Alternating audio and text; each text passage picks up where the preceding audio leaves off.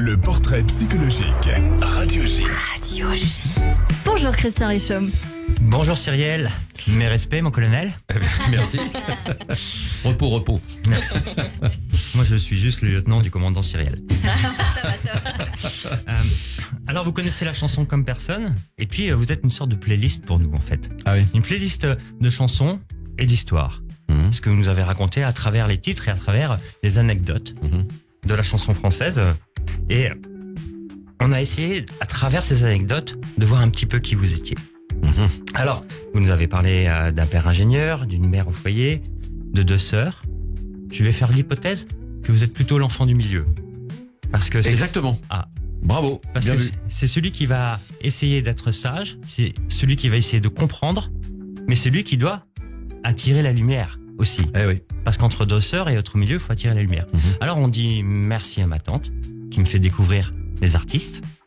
Et je deviens ce petit garçon qui est toujours en mouvement. On voit encore aujourd'hui, avec le nombre d'émissions que vous faites, le nombre d'œuvres que vous avez publiées, on a toujours dans ce mouvement, un enfant curieux, précoce, qui a sauté des classes, qui est né en décembre. En fait, précoce parce que vous deviez être né en janvier, mais vous êtes né en décembre, ça se trouve. Je suis né en décembre. Hein. Oui, Ouais. oui, vraiment. Et toujours en avance, même en avance dans ses études, puisqu'il crée un métier où il n'y a pas encore d'école, comme vous nous l'avez indiqué. C'est vrai. Vous rencontrez Lynn Renaud, vous faites... et cette femme vous montre que rendre service, c'est en fait ce qui vous a donné envie de le faire, je pense. C'est vrai.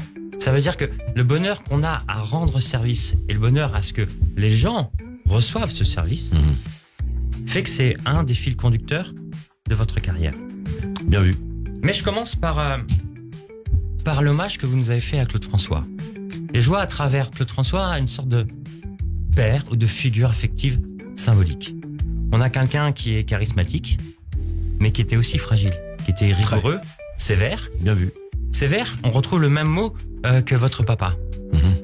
Et puis, quelqu'un qui était fragile, alors du coup, on essaie de l'accompagner, mais on est un observateur.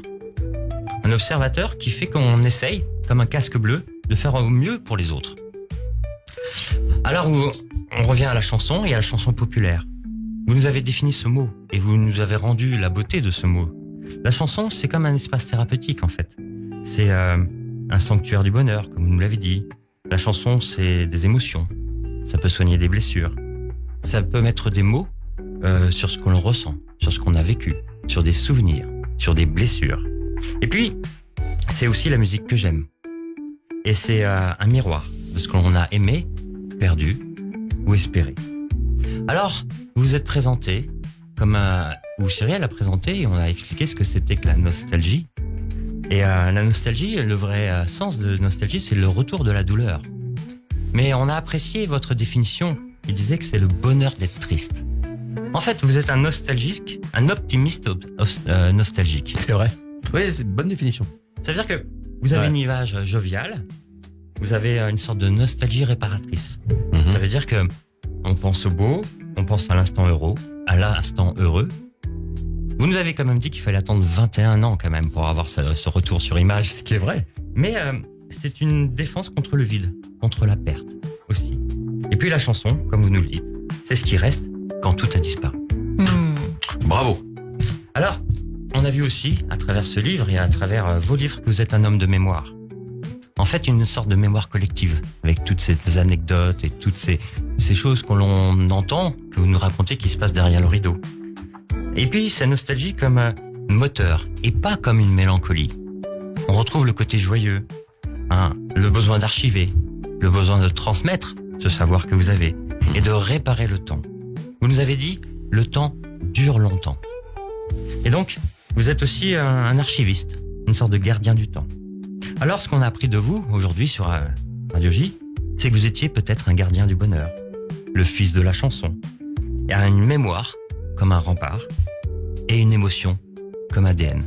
Et vous nous montrez que la nostalgie, ça peut être quelque chose de positif, que grâce à la chanson, on peut retrouver une manière d'aimer avec toujours de l'émotion. Merci. Merci beaucoup Christian Richaud, notre psychanalyste que l'on retrouve Y a rien à dire. tous les lundis et tous les jeudis sur Radio J. Voilà, portrait efficace, rapide, Très juste. synthétique et juste. Merci beaucoup Christian et à la semaine prochaine sur Radio J.